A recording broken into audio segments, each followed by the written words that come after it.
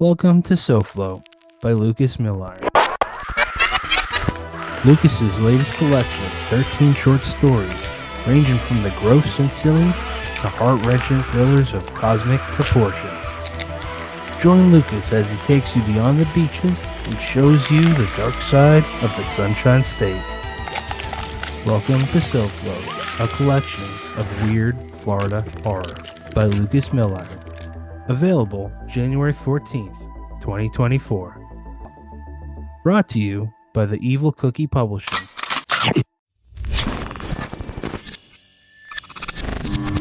Welcome to another episode of Dead Headspace. I'm your host, Patrick R. McDonough, joined always by my friend Brennan LaFaro. Say hi, Brennan. Hello, everybody. And our other friend, Candace Noah. Say hello, Candace. Hello. And we're talking to Mark Towse, author of Chasing the Dragon. Say hello, Mark. Hello, everyone. And let's just dive into what got you into horror.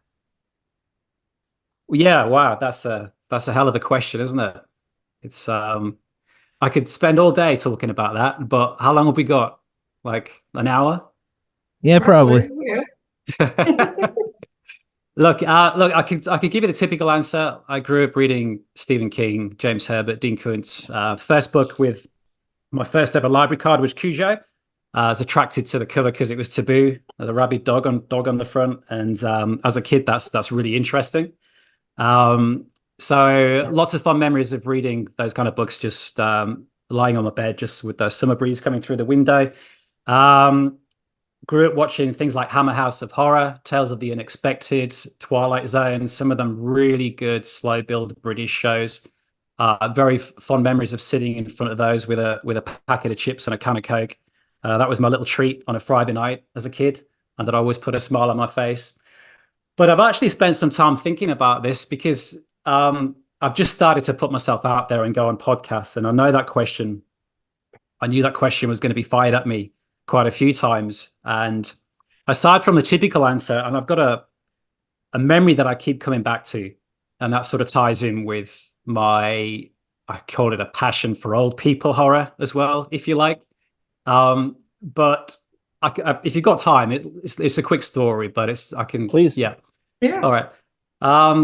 So my parents had they clashed a lot. So the household was I equate it to war when I talk about it. Yeah, long periods of boredom followed by short bursts of violent dialogue. That's how I, kind of imagine my parents' relationship to be. So, but for some reason they were getting on this particular day. It's that noteworthy. I can still remember it.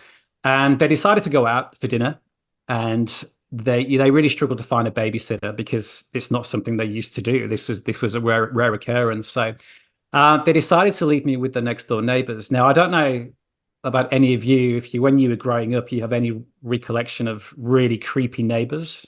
I don't know. I got lucky. I didn't have creepy neighbors near me. I had a few. Yeah. Yeah. Like, I mean, Somewhere in the the sort of neighborhood, ones there's with always one.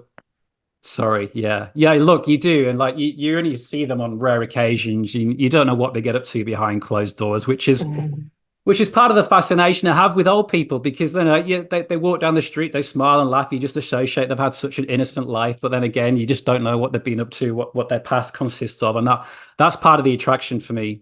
Just sort of digging out the skeletons from the closet. But anyway, they decided to leave me with the next door neighbors called Daphne and Alf, an old Dutch couple. We've never had any interaction with them before, apart from the fact they used to bring these food parcels across.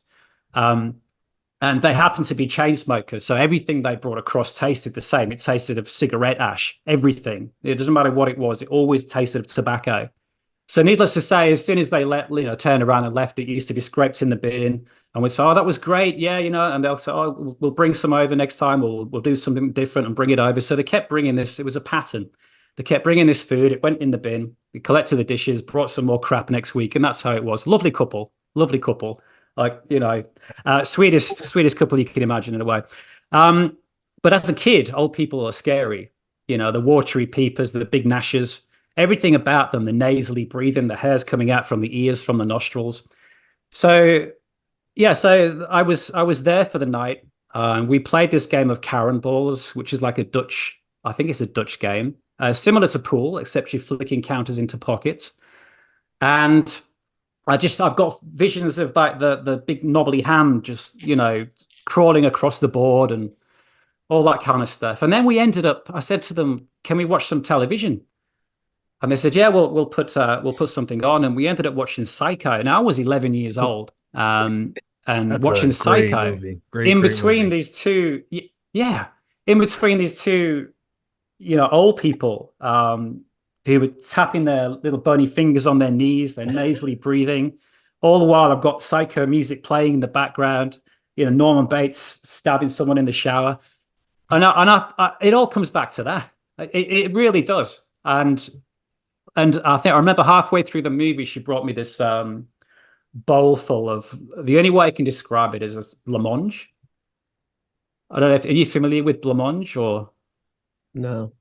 I've heard of it's it. like you've heard of it. It's like a curdled yogurt. Yeah. It's just kind of this horrible gloop, and it had some rainbow colored food additive on the top.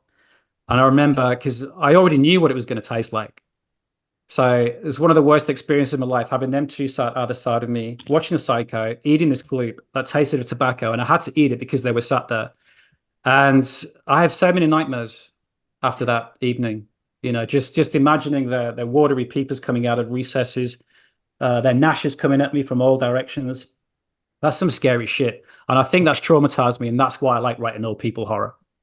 I'm just gonna say one thing and then Candace jump in and then Brennan, unless you guys want to flip flop. So that makes sense on your book, Nana, because it's we're not gonna dive into the story right now Nana. unless unless you want to. But I'll just explain the cover because it is enticing for the book. It's Yeah, like part of her face is normal, and you're like, oh, she looks like a sweet. Nope, kind of getting the Shining vibes, that bathroom scene. So I get it. I exactly. totally get it, man. Yeah, Um, yeah. Candace, Don Noble did such a great job on that one, actually. That's exactly how I wanted it. I wanted the innocence, the old person, the lovely sort of like smells like daisies and daffodils. And I wanted the Mhm. other half of her face melting just to reflect this evil that was emanating from inside, from within. yeah, Yeah. and real Nailed quick, it. I want to say Don Noble. He is someone that Candace uses a lot. I can't talk. Don Noble is an artist that Candace uses a lot, and if you're interested in a cover artist, consider him, please. He's awesome. Go ahead, Candace. Yeah, he's one of the great. But Mark. So many Yes. things to talk about here. But one of the things we normally like to start with is we like to let the authors sort of pitch their story. One, so we don't give anything away that you don't want us to. And two, we just really enjoy watching you guys squirm. So you got Yeah. 2 minutes to pitch Yeah. Chasing the Dragon. So And if I Candace was literally new, has a you'll work. stopwatch going. Yeah, if I was new, what would you say? All right. Okay. Thanks, Candice. So look, this is essentially about a traumatized, we'll call him a man-child. Um, this is me on the pages, by the way. So this is growing up in a very traumatized household where his mother ruled with an iron fist, and everything had to be perfection. So if you lined up your shoes next to the door, and this is how crazy it got, if they went parallel, she would have a problem with you. If you got crumbs on the counter, she'd have something to say. If you left a cup without washing it and putting it away, you'd be mincemeat. If someone parked in front of the house, oh my God, the weekend would just be, that would be it. It would be ashes. So she was all for respect for one another, but to a really ridiculous extent where, and she even used the terminology chaos at one point, thus, how I refer to it in the book. But so really it's about this man child that's grew up in such a claustrophobic environment. And even when his mother dies, her voice lives on in his head, the message to end the chaos. So he decides to the only way he can really put an end to it finally is to go out there and end the chaos. So he gets a leotard, takes it to the local chain smoking seamstress called Janice, who has a suit made for him, a really shitty suit. She forgets to put a mouthhole in, but that's part of like, the running joke and the sort of upgrades later on. And he takes to the street, first of all, asking people to pick up after their dogs, asking people to pick up their litter, on them like a rash for double parking. But he soon gets swallowed in the sort of really dark recesses of town, where he starts getting involved with the drug lords, the really seedy bits of town. And that's where it sort of takes a step up and gets a little bit more serious. But it's really about a man-child, a very naive, very troubled man that is just trying to do his best to end the chaos. But of course, everything he touches turns to shit. The harder he tries, the harder he fails.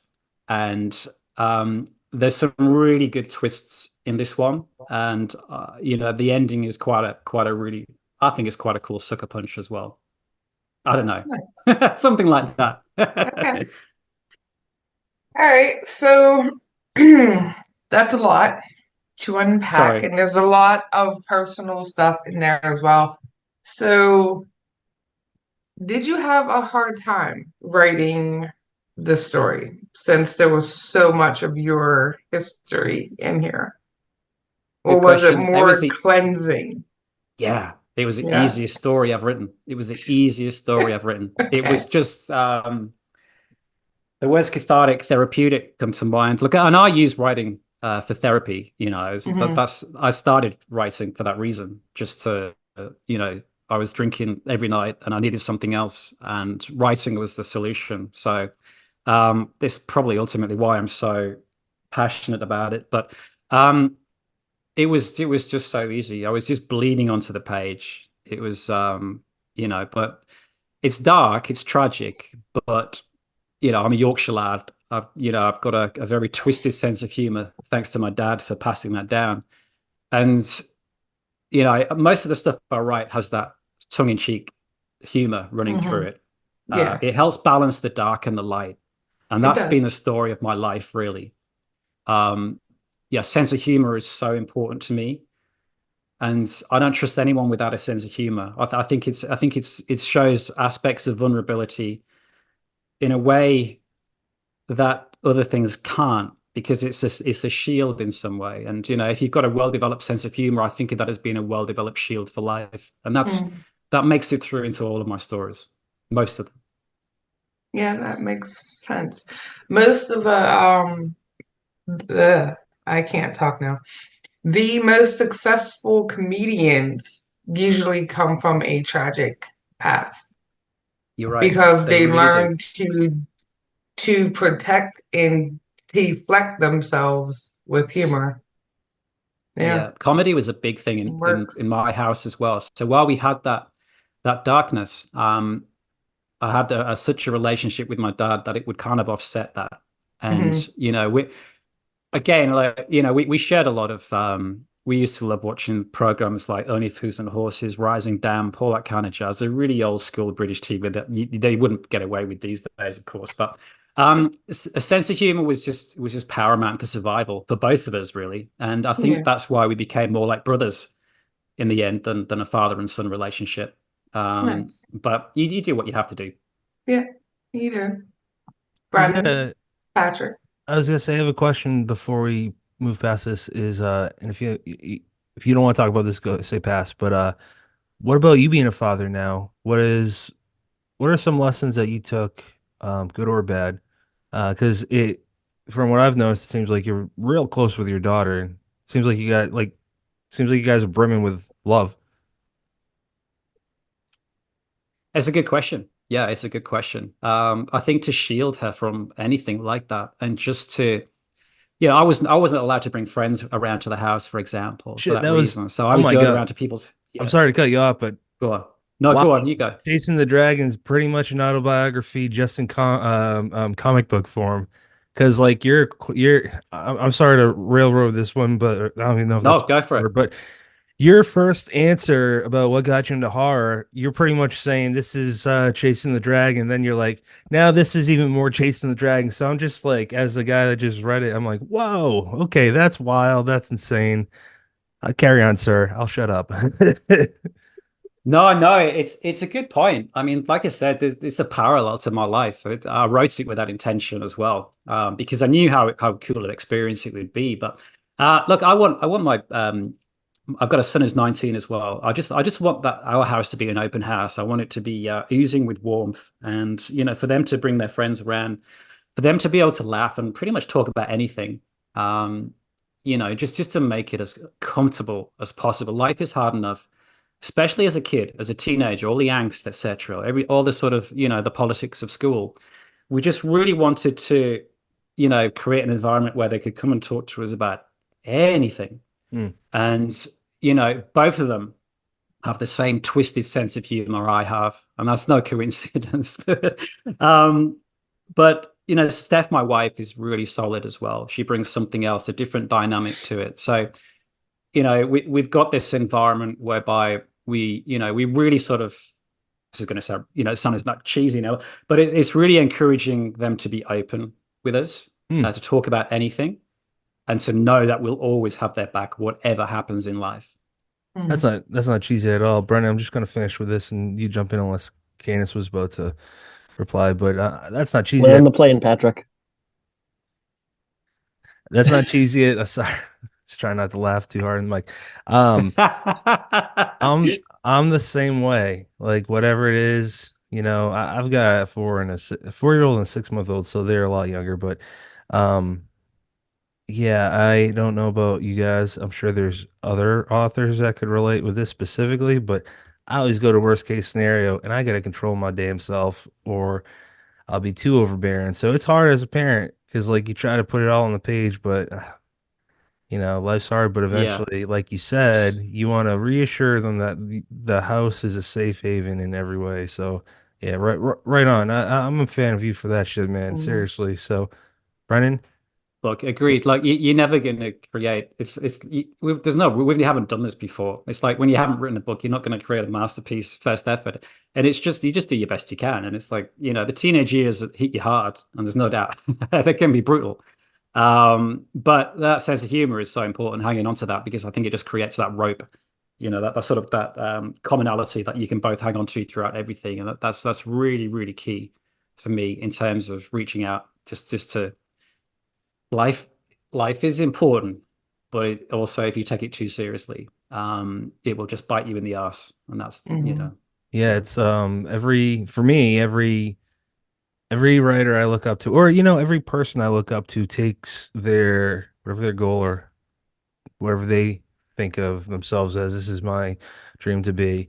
They take that art serious. They don't take themselves serious, and I've really noticed that in everyone I look up to. I mean, Candace pretty much was saying that Brendan's a silly guy, but he takes his work serious. I do that too, but I don't know, man. You seem like you do that too. It's just I've noticed that that's a trait that everyone that I think does well, and that's what they do. So, Yeah. Brendan, carry on. I'm just rambling. I'm waffling. Well, let's harp on that though. Mark, you mentioned. Quiet, Patrick. Mark, you mentioned bleeding on the page, and writing as catharsis, in kind of tandem with that sense of humor, almost as a shield. So with you kind of writing this story and pouring it out, and dumping these tongue-in-cheek jokes here, there, and everywhere, my question is, when you got the first draft down and went back to refine, how much work did you do to look at the humor and say, this is too much even for this story, that lands just right, maybe we could punch it up here, because the first draft is for you. That's certainly what it sounds like. But when you go back and look at, okay, now other people are going to be reading it, how did you kind of take on this story? That's a really good question. And there's I could have probably actually cut out a lot, especially when I'm weighing up British humor versus American humor. That's an interesting discussion. That's a whole podcast on its own, I think. But I didn't want to do that because essentially I wanted it to be quite raw. I wanted the character to be an open book. And this is his way of dealing with the trauma, not just going out there, getting a shitty suit made from a leotard, but his internal discussions and everything. It's, I just wanted to represent him as flawed, tragic, and using his sort of internal and external comedy as a means of helping him through. So I didn't really cut a lot out. I was worried about, because it's difficult with horror comedy, especially if you go out relatively strong and then trying to carry that through. But if you get too wrapped up in that, then I think there's a tendency to overdo the comedy and it will get silly. It will get slapstick and it'll become too much. So it definitely takes a darker turn, I think, the last third. But that's fine. I'm happy with that, because I think at that point, hopefully the readers have got some empathy and some sympathy for our character, so they feel it even more when I take them down that darker path, if that makes sense.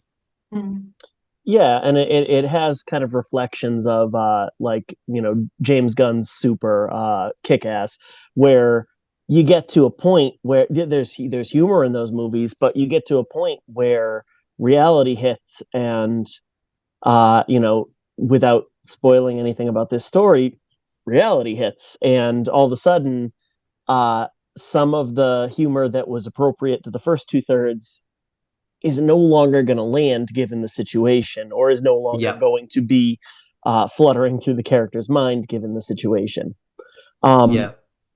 Now, the other thing is, and you've kind of pitched this as a multi-genre work. It's got crime, romance, horror.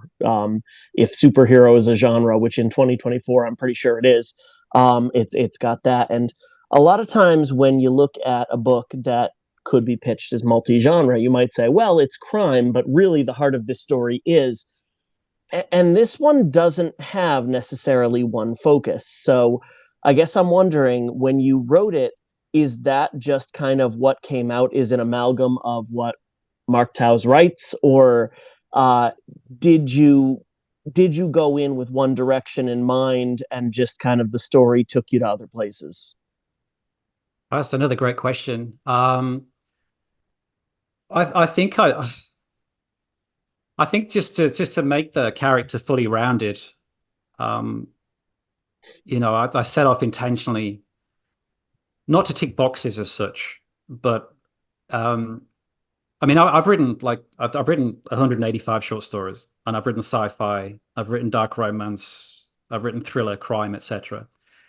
So there was an aspect of how can I sort of incorporate all of that, amalgamate all of that into a single story. So while I didn't go out there intentionally trying to tick boxes, because the last thing I want to do is tick boxes, because that just introduces rigidity and it makes it less fun for the writer.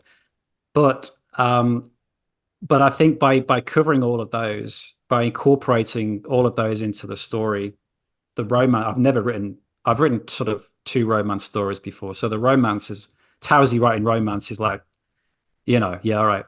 But I think it just helps shape the character. I think, and sorry, this is a really vague answer. I think the short answer is no. I just wrote the story that was calling to me, and that just took me in directions I wasn't expecting. I am a pantster, simple as that. I don't really have a clue, where it's going from one chapter to the next. Sorry. No. I was just saying, none of us do, man. We're just doing this thing and hoping some shit sticks. Yeah. Brian, did you have a second question? Well, first of all, I'd say don't worry about a vague answer. That was absolutely one of the multiple choice, options. We all know what it's like to just let a story flow, and I did not see it taking that turn and dipping its toe in that genre. So you mentioned 185 short stories, which is impressive as hell. You've got a list of novellas. What made Erie River the right place to put your debut novel with? Well, that's a hell of a question. That's a hell of a question. Um, um, I think the important one of the first things I look for is how passionate someone is about their work. And there are lots of indie presses out there, but if you don't get if the passion doesn't jump off the page, if it feels machine like, um, regardless of who they are, how long they've been publishing. So one of the key factors I look for is passion. And I've worked with Era River before, and their attention to detail was spot on an anthology, a previous anthology. And I've spoken to Michelle before, and I know she really this is a passion project for her. She really drives this from the heart. And yeah, I think that's pretty much it. I mean, if I come across someone that it's like, my second novel is going to be with Wicked House, and Patrick again, he does a great job of like expressing his passion. So that's all it really takes for me. I just want someone that believes in my work as much as I do. And I've done a few things in the past, quite prolific, but this book for me is like I back this 100% because it's essentially, um, everything I do in one book. So I back this one. I think there's something in it for everyone. So, and Michelle read it, and she loved it as much as I enjoyed writing it, which I think is important. And yeah, the rest is history, really. And we've again, even from the point of having, sounds silly, but having book plates, bookmarks made, special edition ones, that just speaks volumes in terms of how much they believe in the project, how much they're willing to get behind it. And I've just felt like a VIP, in comparison to, I can't, you know what I mean? It's difficult to say things like, but I felt like I've had a different treatment, and that was Yeah. really important to me. That's Yeah. worth Yeah. noting right there. Sorry to Mhm. chime in, guys, but it's really worth pointing out because Candace has said this a few times that there are always newer writers that are listening to the show, or maybe aspiring writers. And if there's a publisher and you're not comfortable with them for one reason or another, you think they're not living up to your expectations, they probably aren't, and you should not work with them. It's that simple. You work hard on your book.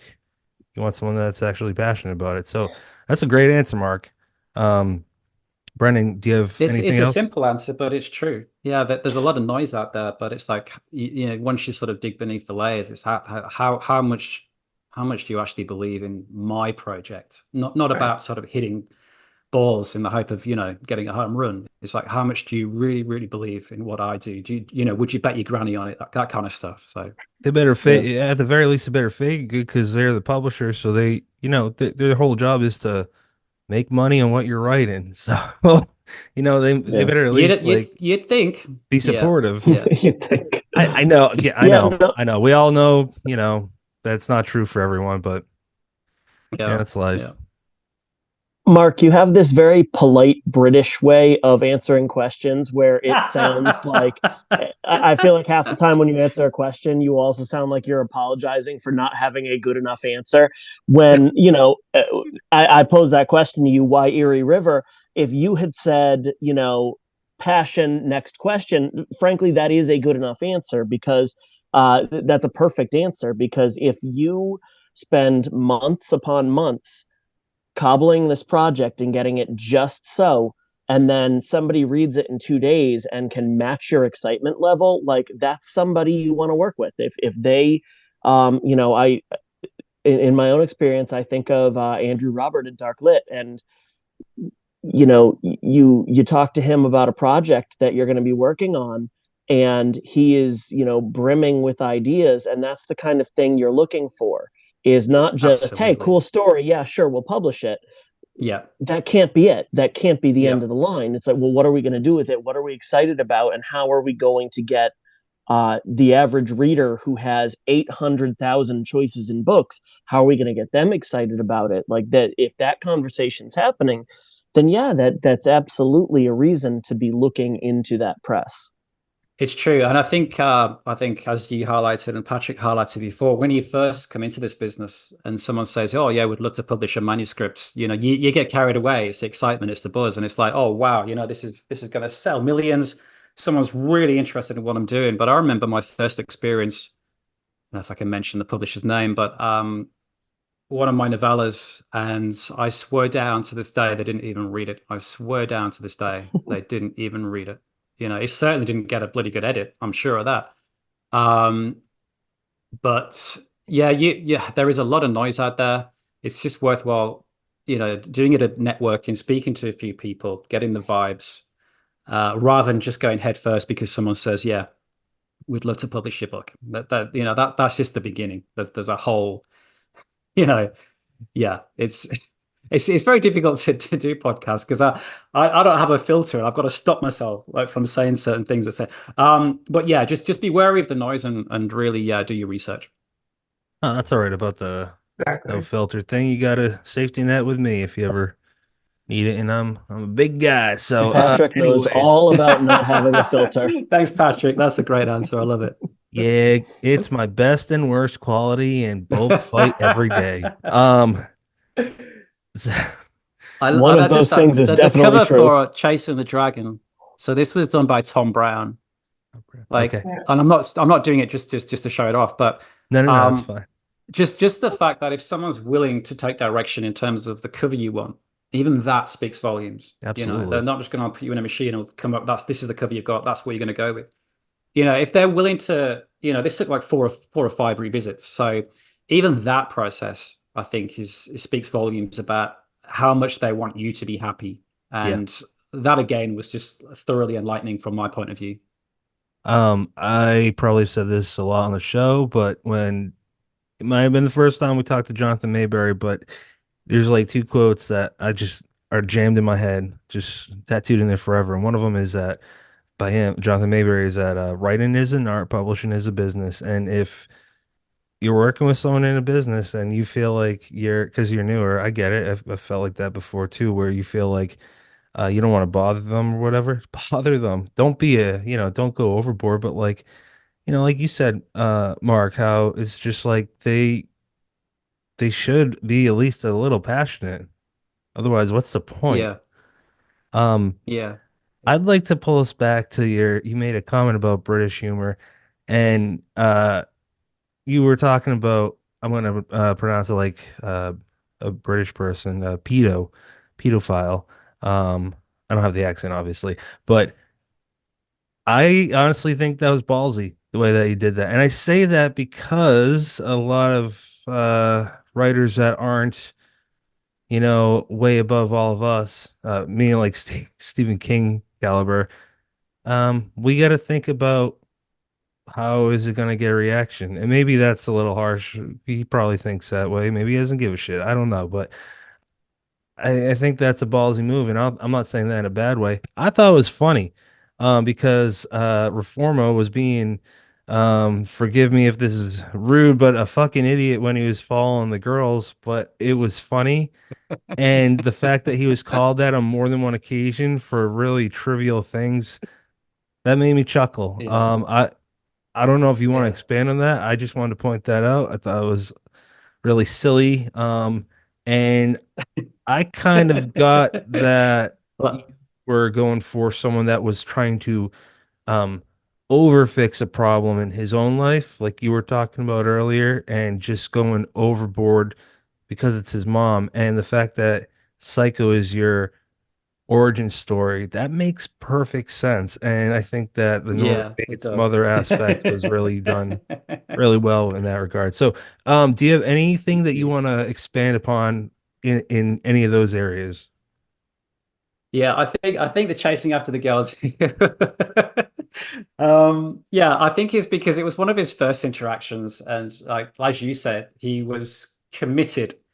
Like he had to make it work. They had to do the right thing because if he failed at that early hurdle, then there's a danger he might just like rip off the leotard, and that's the last of Reformer. So I think there was like almost an overcommitment to making that work. In terms of the comedy, Yeah, it's a touchy situation, isn't it? But look, my debut was Nana. That was full of arm farts, gas masks, and leaking sores and of old people, full of old people, geriatric body horror. So, but I got away with that. I think I only got a few one-star reviews based on that. But I think sometimes that sort of Yorkshire tongue-in-cheek sense of humor helps in terms of getting away with stuff. And I am a product of my influences. I was brought up on British humor, and that definitely makes it through. But I think I do think I get away with a lot. I mean, the first chapter is called "I Hate Jesus." If someone's going to stumble, it's going to be there. You know what I mean? But again, wasn't that the first line? No, it was the first chapter. But he Okay. has a conversation with one of his first interactions with an old dear called Edith, who has cockmuncher spread across her fence. And she thinks that mistakes him for a Bible basher, and the only way you can think of getting out of that is saying, "Oh no, I hate Jesus." And of course, she takes a step out, does the cross, looks to the heavens, and all that jazz. So, and he makes a mental note saying things like, "I hate Jesus" is not going to win people over. But Yeah. so look, I do push the boundaries at times, but it is tongue in cheek. I never ever mean to offend anyone with anything I do. It is just for a good times. It is just for a laugh. When you're talking British and Yeah. then go ahead, Candace.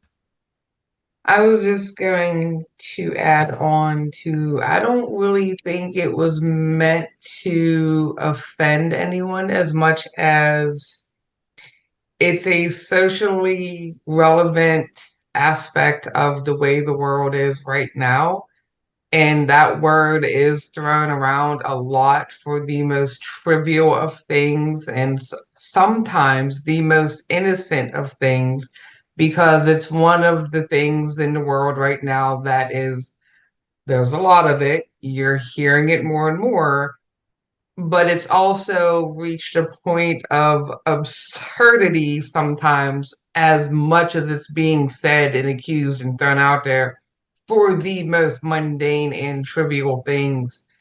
Yeah, So I think it was also sort of like a nudge at like the world itself, like, hey, you guys, you maybe need to tone it down a little bit yeah, because we're bordering insanity and absurdity with the level of this. It's yeah. important, yeah, it's a problem, yeah, but every single person in the world is not bad all the time. It is street language. It's street language. Yeah, It's as simple as yeah, and that. they And just as throw it soon as you out start, there. yeah, Yeah, exactly. As soon as you start ticking boxes in terms of, well, what could I say? Well, what other insult could I say? yeah. And it starts to get borderline ridiculous, but it's street lingo. Hmm. I've had conversations in the streets from kids, and it's just the language they use. Now, Hmm. again, even from their perspective, it's not meant to be particular. It's not meant to be like offensive in the way that they project it. And I'm not excusing it, Right. but again, it is just that sort of tongue-in-cheek street It's just language the that word it, now. it's Like just a word. back in the 80s, they used different words like punk and, Yeah, those yeah, other types of words that we don't use now because we yeah, realized and understood how derogatory they really are. But it's the exactly. word of the time that's being thrown out there. It's used as an insult, and they're like, hey, well, we can use this word because, Yep, can't use A, B, and absolutely. C. Yeah, Yeah, it's fine. yeah, it's true. I know what It's those true. words are. It's just funny. I've never heard them put Wow. like I never heard them put like that though before. FD and C. Did I mishear that? We probably. Yeah, you did. I said A, B, and C, but Oh, son of a bitch. like instead of saying the words, I because was writing down we the can note. all Listen, think of words that were once widely used that we don't use now. all Like, right, because I'm cutting it's, this part out. 44 minutes. I you don't definitely have thought Yeah. you to. said It FD and was C. funny. Wow, okay. Now I know When you where you think back want to that. the derogatory language from the school days, Anyway, it's but all yeah, it's just it wasn't meant in the way it was, it it's was not sort of used. Yeah. to description. It was just a throwaway insult, It was a simple as that. childish insult because they Yeah, heard someone say it and now they're going to say it. And I was like, oh, we're going to exactly. say this now. Yeah. Exactly. Yeah. So I'm going to take over because Patrick keeps, crashing that plane, and I don't even know what continent we're on right now. We're not on Earth. So your books, you have so many out here, and you have your short stories and the novellas, and you've done several collaborations as well. So I wanted to actually let you talk a little bit about some of the collaborations that you have had and Yep. what your favorite one was or what made it your most enjoyable. And also, it's a two-part question. If you had a dream collaboration, who would you want to work with? Okay. All right. Good. Two good questions. Like, there's so many possibilities, but offending people on this one. So thank you, Candice. My You're welcome. favorite one. Uh, look, to be honest with you, I've enjoyed everyone. I read The Bucket List with Keystone. That was a horror comedy about well, we'll call it a dread and breakfast, the worst B&B in the world. I I know. wrote Mischief Night with Eric Hansen. That Oh. was I like working with Eric. He's a screenplay background, so he's taught me a lot about dialogue and Mhm. throwing people together you wouldn't ordinarily, put in that situation and just Right. watching the fireworks. So that was a fun educational experience as well. Um, Arcadium with Damon, of course, Damon Manx. Yeah. That was a hell of a lot of fun to write, and we're That one was currently doing a wild. try.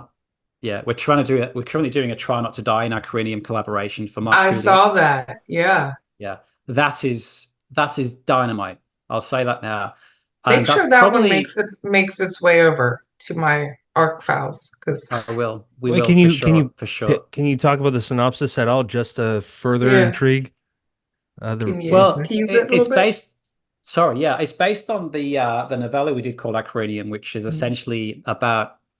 It's an interesting one as well. So this is about um, four friends who happen to be horror authors, and it starts off by discussing the dynamics and with everything that comes across the kudos, etc. Jealousy and envy gets thrown into the mix as well. Mhm. Um, and it just so happens one of our authors knows of a government department that is currently working on a piece of equipment called our Cranium that is a cross between AI and VR, whereby it would allow the authors to plug into each other's stories and live through the experience with the aim That of is finding fucking out. cool. It's really cool. With the aim Wow. of finding out who is the most twisted and scariest author out there. Mhm. Um, that was a bloody absolute riot to write because we had extreme horror, we had paranormal, we had Yeah. the subtle sort of Japanese sort of type horror. So it was really just exploring each of those, but putting these characters and making them live through that trauma, putting them through the ringer. Mhm. Um, and Try Not to Die in Icaridium is essentially a spin-off of that, whereby I don't know if you're familiar with the Try Not to Die series. I'm assuming Mhm. that you are, but um, where readers are given choices and different paths to go down. And these I used to read these books as a kid, and I was hooked on these books. So for me to go back and do it now is so nostalgic and fun.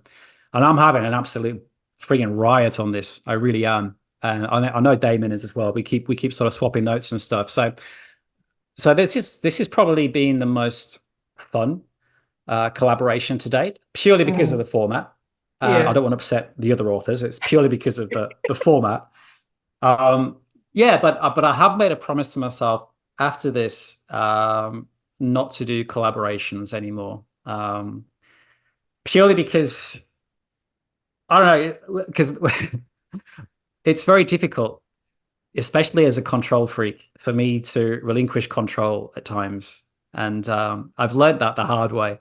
Mhm. So we put some good stuff. It's not to say I'll never do it again, but for now, I'd rather just focus on my own stuff and just Yeah.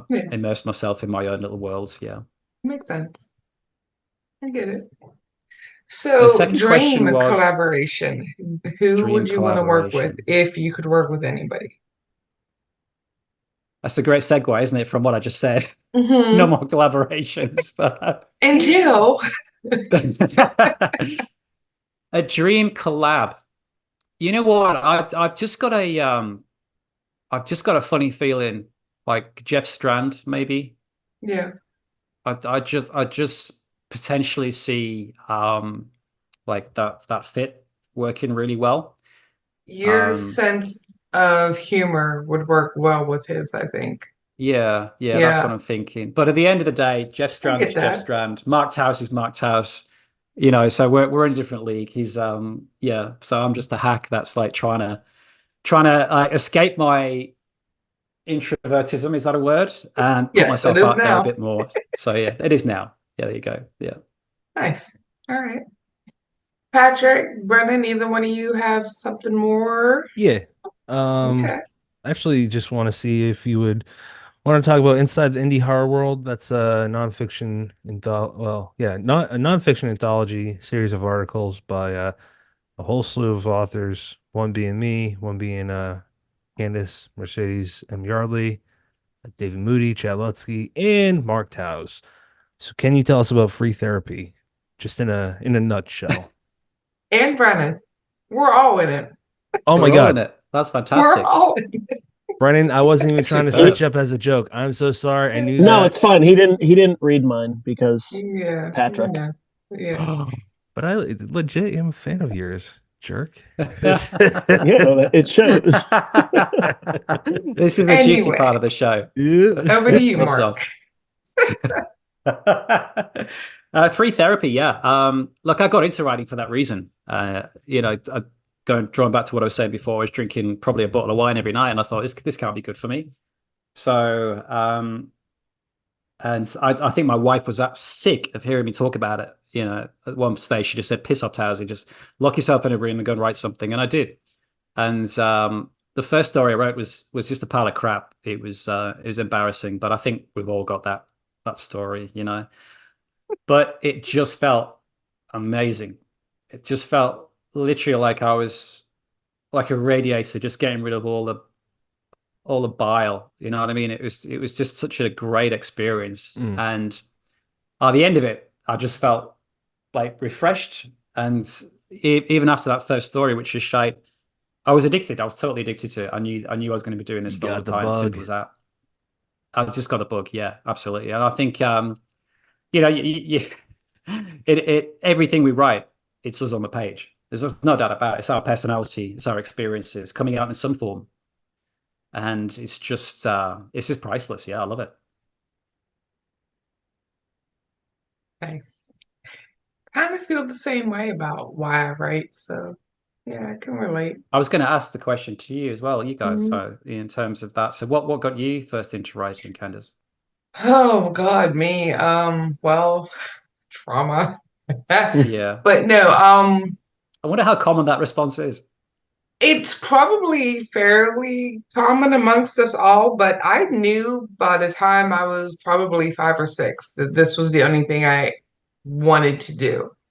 It was Five or the only six. dream that stuck with me from the time I learned to read. Like, and I went to the library for the first time, and all these books, and my eyes got real wide. And I was like, Aw. there were so many places that I could go and visit without going anywhere. And like, it was great. Yeah, Like, from that moment on, like, that was it. Like, I knew this was all I wanted to do. As far as the horror aspect goes, I was reading Edgar Allan Poe by the time I was 8, Alfred Hitchcock, and all of those. yeah, And then I grew up with mom and dad who were very much into horror movies and the B movies and all the video rentals because my mom worked at a video store. So we used to get the first pick of all the movies for the weekend. So my brilliant. dad would go and we would pick all these cheesy movies and we'd watch them all weekend. And I was raised on it. Like we watched a lot of it. We told the ghost stories at night and they were paranormal investigators for like 20 some years at some point too. And it's always been part of just us and me. That's And awesome. yeah, there's a lot of personal stuff in there as well. And I've always expressed it, I've always expressed myself more in written word than speech. But Yeah, everything that I ever tried to write always had sort of a more bleaker twist, a yeah, darker path, if you will. Like yeah. nothing ever had a happy ending. So here we are. I was going to ask a question actually out of you guys. That have you ever written a story with a happy ending, or do you generally leave it on a dark note? Um, I do both. It depends on the story. You do? Okay. Is that for your benefit or for the readers or a bit of both or I take the Sid Haig approach where I do the shit for me first and forever probably will be, well, there will be books where it'll be dedicated to people because of them, but I do this for me first. And then I do it okay, yeah. for probably friends and family and readers. But Yeah.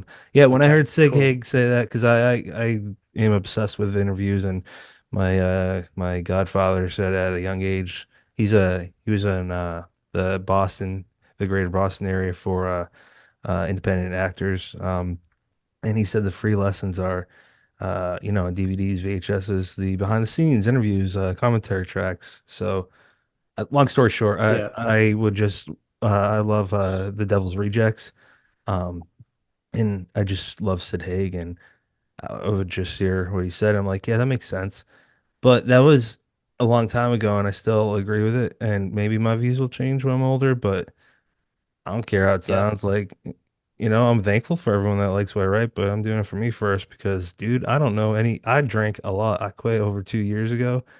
Um, Yeah. Crazy and healthy. Don't want to lose my family and friends and everything that I know. Yeah. So I don't know what else to do. Like, I love nature, but I don't want to walk all the time, So I love writing. I'm gonna I'm the answer why I got same. into Yeah, writing. I don't know what else to do. I'm stealing it for a second. One of my first short stories I showed my wife, and she stopped after like a few paragraphs. She's like, "You were mixing up tenses. She's not a writer. She reads, but not Yeah. often. She's like, I can't read this. It's unreadable." And I'm like, huh, Okay. okay. So that was about 11 years ago, Just and say what now, you think, love. Say what you think. yeah. Well, I'm glad she's a tough cookie, but anyways, Yeah. I wrote, it's unfinished right now. I do want to return to it one day, but Devil's Rejects was a big influence on a really, uh, really interesting and fucked up horror book that, how do I put this? I wrote it because I was at a point in my life, and this is before I knew my wife, but because I wrote long before I knew Tara, but it was her that got me back into reading and got back into a structured way of looking at it. But, um, I wrote this story to, quite frankly, see all the fucking assholes in my life. That the cousin that was a drug addict doing fucked up stuff to the point where I told my mom, "Okay, stop telling me. I don't want to hear this." And I had these friends that one of them got involved with him, and it was just it wasn't good. So I want to see him die. I want to see him tortured because they were doing a lot of fucked up stuff that I went in person do. I wouldn't go up and punch him or anything. I'm like, but I kind of wanna and absolutely want to do more. So I wrote about it. I didn't use their names or likeness or anything, but I put it in fiction. And some might say that's fucked up. I would say, all right, what's a healthy way to deal with that? That's my positive Yeah. outlet. That's So a perfect way of dealing It's with your it. Yeah. healthy way. I It's a great way of dealing with it. Yeah. that's my answer. I dealt with it, got better at writing. 11 years, I'm here now. So Brennan. Yeah. So wait, well, I'm gonna like cut everyone off first because I had to think about my happy ending Oh, I question forgot because about I that. honestly didn't know. Half and half, I think. So half of my Okay. stories have had happy endings, Yeah. half of them have not. But I Perfect. think it's not really written either for me or the reader. It's written for whatever the story needed.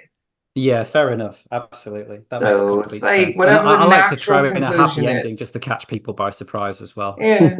But I had to think about it. I I'm was probably like, have 90% I? unhappy. Yeah, but 10% happy. But it catches them by surprise. I'll keep them on their Yeah. toes with that. Okay, That's Brennan. interesting. I'm done. I Yeah. mean, I want to go with it's what the story needed, but Yeah. I think my answer is there. If not happy, there's a glimmer of hope. There's, Yeah, that's a good one. Yeah. there's Mhm. something to keep people thinking, okay, the story's bad, but the world is not. Um, Yeah. Perfect. that's Perfect. where I want to leave people. Yeah. I think that's how Chasing the Dragon ends as well. I think to some extent, in the fact that there is a slim line of hope, but The reformers got a lot of trauma and to get through first, but there is hope. Yeah, and that's a really good answer, actually. Yeah, hope. Yeah. Yeah. Yeah. And diving into my, I would have to really. I'm sure I've written a happy ending. I can't think of a story off the top of my head that has it, Yeah. but I'm sure it's out there somewhere. Just Yeah, say yeah. you had to think about it. But my initial ghost story trilogy, the Slattery Falls trilogy, absolutely ends with that. It's a,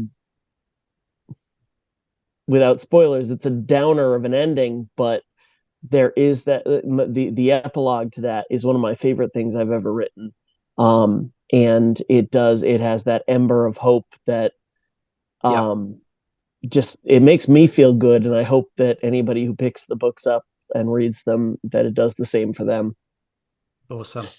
Awesome. Yeah. Brennan has a Alright. really neat story, and I'm just gonna say it because it's short and sweet. But he has this deaf character in his Western Noose, and his when he was at a con, this father said that his daughter's also deaf, and her name was also Alice. And I don't know Oh, It wow. if would you like me to tell the story because you're botching it so bad? rewind, Brennan Stern. All right. First off, the character in the Noose and Demon of Devil's Cavern is not deaf; she's mute. Nailed it. But Nailed the it. story you did not. That's why I interrupted you. The story Patrick is alluding to is I had somebody come up to me at a convention, and they were buying a different book, and I said, who should I make this book out to? And he had his daughter with him, and she was disabled, and I wouldn't guess at what her disability was, but he said, make it out to her, make it out to Alice.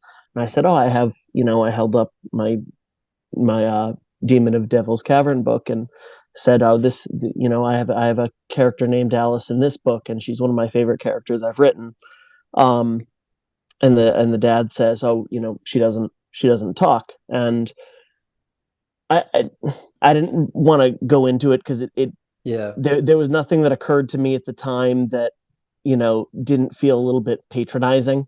So it was just kind of that internal moment, but it was very gratifying to be able to sign that book over to that little girl and hope that the family will read it and find something in there, whatever that something is.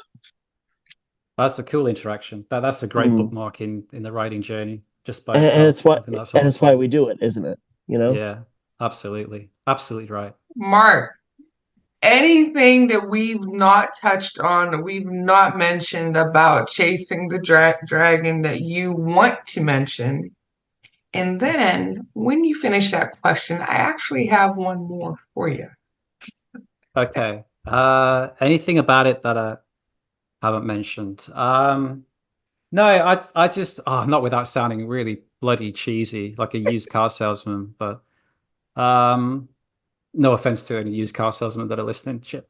Offense. But Buy I the just book. urge anyone to pick it up and give it a try. If you've not tried Yeah. me before, I think this is a good representation of what I put out there. It's fun. It's a good time. It's yeah. So I don't know. Help. Yeah. Okay. So I had a lot of visuals come at me when I was reading this. And tell me to, stop talking now or whatever. But what are your thoughts on this maybe being a full-blown graphic novel at some point? Yeah, I can see that happening. I can see Yeah. that happening. And just Because I reverted back had to there's what. a lot of really fun visuals in this and a lot of really like dark visuals and with some of the newer graphic novels that are out now. And I've seen a couple of folks in the indie industry right now too that have had some of theirs made into that. And I was like, this might be a perfect project for Yeah, that absolutely. at some point. Just I'd love to throwing have that that out there. dilemma. I'd love to have that dilemma. Like it all Yeah. depends on how it flies, doesn't it? Literally. I mean, if Yeah. it's received really well, and you know you get all the spin-offs and stuff, that'd be amazing. Because I Yeah. think Reformo is a fantastic character, but I'm biased, But Well, yeah. but Just wanted to run that past you, but all no, right. but I can see it. So, But just reverting back to what Patrick was saying before, this is the first book of mine that my son has read. He's 19, and yeah. Ooh. he's been into manga before and all that kind of jazz. So initially, I think it was the cover that drew him, and he's picked it up and said, "Dad, do you mind if I read this?" Please do, mate. Please. Please read it. And he read it and he loved it, and Aw. that for me was huge because Right. I don't see him reading much. So to have him pick up Nice. one of my books and read it, man, you can't ask for much more than that. Right. But it's always been an uphill battle to get my kids to read, which is like, I don't know. Obviously, it's a sign of the times, but I wish it wasn't like that. Because for Yeah. me, reading was everything as a kid, man. It was like, it was just a huge part of my life. Yeah, Hey, same. Mark, the first time, I don't know if you saw this, that Peter Straub looked like he was gonna die, which was about 3 years ago, I believe. His daughter, Emma Straub, had posted that basically knowing her father through, because it was a big scare, knowing her father through his books, that's the legacy, that's part of his legacy, right? And I'm just bringing this up for any other parent that might be listening, might not even know or think of this, but um, I haven't stopped thinking about that, especially after he did pass. I just haven't Mm. stopped thinking about that for, myself. I got two boys, you know. Again, there's no end to this, so someone will have to save me. But I think it is worth noting that the fact that your boy picked up your book on his own volition and never mind, like loved it. That's amazing. And I'm so happy for you, Yeah. man. That's so, Thank so you. cool. Yeah. Yeah. One Because dad I've to written a lot another. of That's stuff. amazing. And he's shown no interest before. I've written a lot of crap. And do you want to read this, Adam? Do you fancy reading this? What's it about? Nah, not interested. So the fact, I mean, the cover did help. Is sort of that graphic kind I of got you. representation, as Candice was telling. But yeah, he loved it, and he says, "Oh, when are you going to write the sequel?" And yeah, I'd love to, but Ooh, we'll see how it goes okay, first. okay. Yeah, yeah. Candace, do you want to jump into currently reading, or was there anything else? Currently reading. I am still working my way through the horror movie arc by Paul Tremblay. So hopefully finishing that by tomorrow night and then jumping into the next. And you are enjoying it. How much? More than I would enjoy a Klondike bar right now, which would be an awful lot. You know Yeah, me and my yeah. ice cream. I like my ice cream. I've I heard like ice that cream too. people would do a lot of things for Klondike Bar. They sure would, but I don't think I would trade my story right now for a Klondike bar. It would have to wait. I need Okay. to finish the book. So yeah, it's fantastic. Ringing endorsement. Ringing endorsement. More fun than a Klondike bar. Get him on the You phone. heard it here first. What the fuck? Sorry, Paul. Brennan. I actually just finished this right here. Don Winslow's A Cool Breeze on the Underground. This is a reissued version of his first novel. And it's funny because Winslow found his voice, maybe 5 or 6 novels in. And it's so weird to read one of his books that's not in present tense, but it's still got that storyteller about it. What is it? It's Third a person or like third person past no, tense? it's third person, but it's past tense. Gotcha. He, almost all of his books are in present tense. Um, and this one's in past, so it's weird for that, but at the same time, it's just as compelling as any of his other work. And even though there's some things in here that you would not find in any of his later works, uh, it's still it draws you in just as fast and has that storyteller in it. The other thing I'm reading, and I'm almost done, is the one of the Barnes and Nobles near me. Shout out to Lisa at Barnes and Noble Hingham.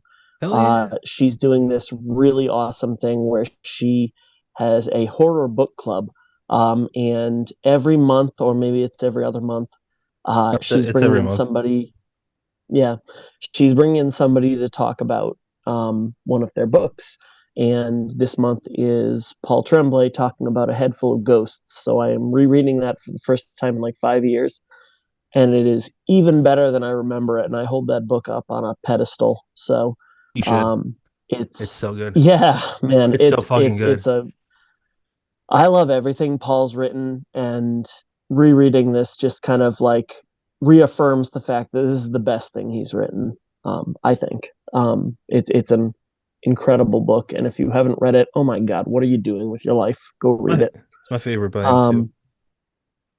Mark, let's throw it to you. What are you currently reading, or what have you read recently that made an impact?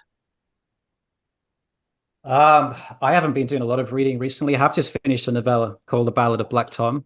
Oh my Victor God, Victor yes. Laval. Yes. Yeah.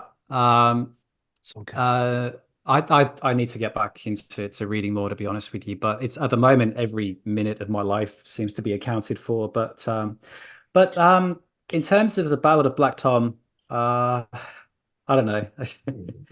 It didn't quite grab me. It didn't quite win me over, to be honest. Um, I haven't read. I need to read Lone Women because I think that's his most popular one. Which one? Lone Women, is it? I think. Mm, Oh, you might his like newest one, Changeling yeah. because that focuses on fatherhood. Yeah. Okay. I might give that one a try as well. But It's I, really I don't know good. if it was just wrong timing, but it didn't quite grab me. I just thought the story was too big for 120 pages. Um, but it's all subjective, isn't it? So but some people loved it. A lot of people did. So shut up, Towsy. Yeah.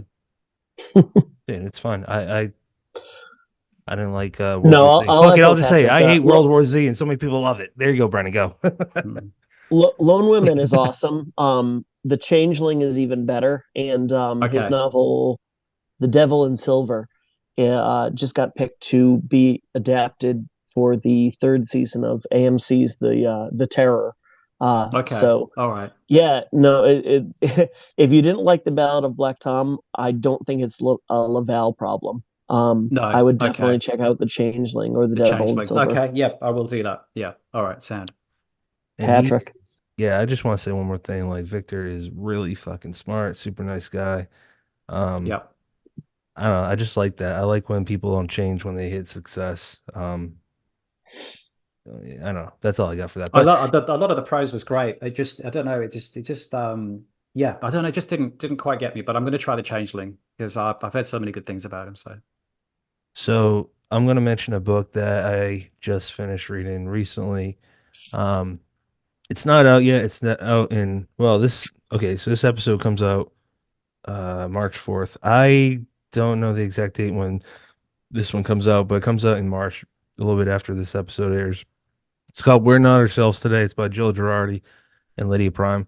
It's a collection by two authors, and uh it's just basically I compared it to like Jane Austen if you take away the Austen humans and replace them mostly with supernatural beings. And my impression, and I asked Jill, and she said I got it. And I don't know what can I'm not Prime, but she did say Candace pretty much hit the nail on the head too with her blurb. And mine was pretty much that it's a like I said, Jane Austen. It's a commentary on society. There's comedy. It could be enjoyable surface level to if you really dig deep down to the roots. It's really excellent. Like there's not a single missed short story in there. I'm gonna leave it at that because I don't want to spoil any of it. It's not even out yet. It's really worth your Yeah. time, so check it out. I did Um, recently mention Peter Straub. I did recently reread The Talisman, and that was like being transported to being 12 years old. That was amazing. I loved it. How about Black House? What do you think about Love Black that as House? well. I love that as well. Nice. But The Talisman, for some reason, I don't know. It hit me really, really hard when I was a kid, and it sort of like did had the same impact, the same kind of sucker punch. Reading it just recently, it literally was just like so full of awe and wonder. It just transported me back to childhood, and yeah, amazing book.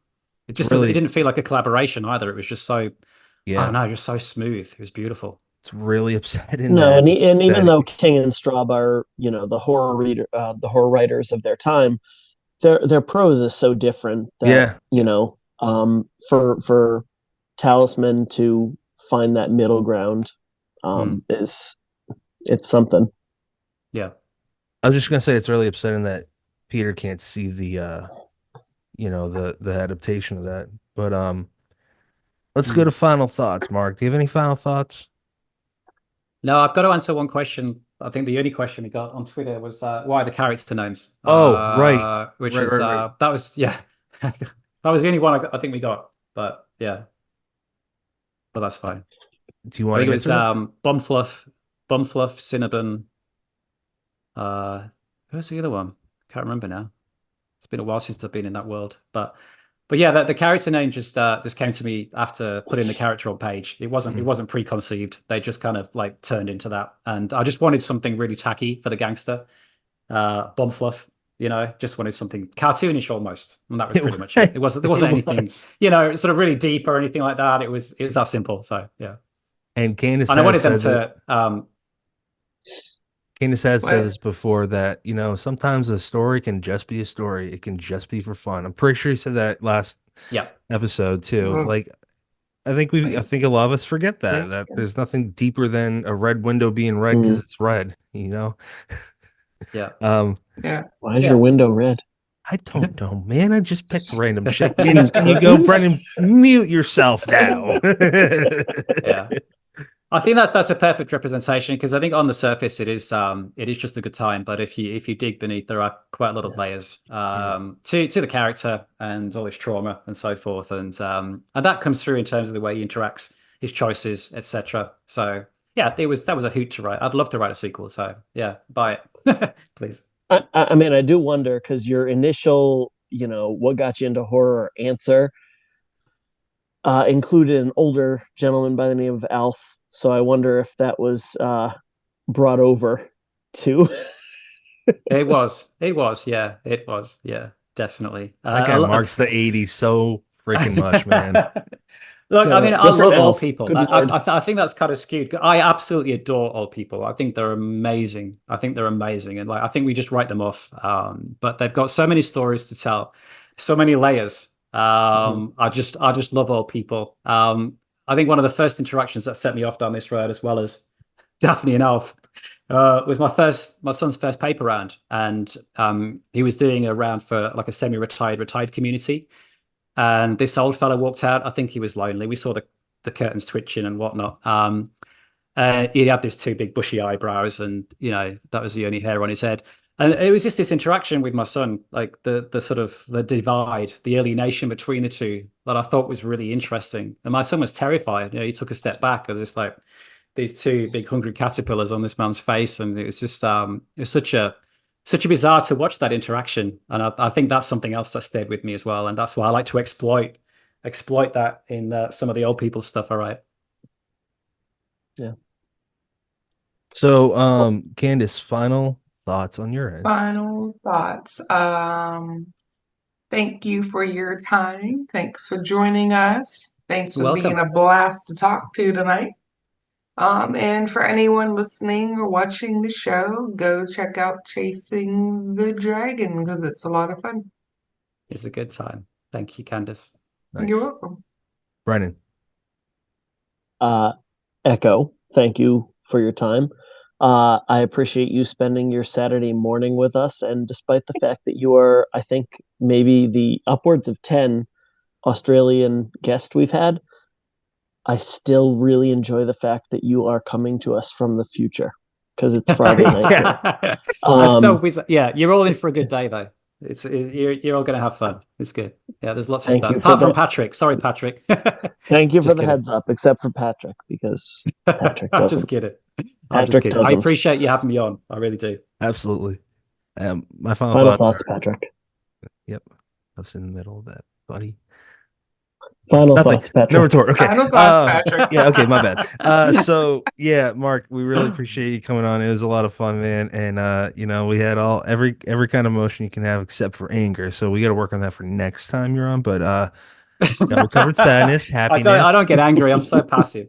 You I don't do get have a angry. very Honestly, I don't. friendly and welcoming face, so I'll give you that. And you're Yeah. very handsome, so you bastard with a nice set of hair. Oh no, no, no, no, no. Not at all. Trust me, I would But like thank your you. hair overnight. I got none, man. I It is shave. going. It is going. I've got a special way of combing it forward. Just, but it is starting to go. Definitely, yeah. My dad actually he's got 3 hairs left that just sprout from his forehead like that. But he still combs them. He's still so proud of them. You know what I mean? He Yeah, nurtures yeah. them. Homer Simpson So I style. know I I'm got going you. that way. So for the time being, I'll hang on to it for as long as I can. But one day it'll just fuck off and not come back.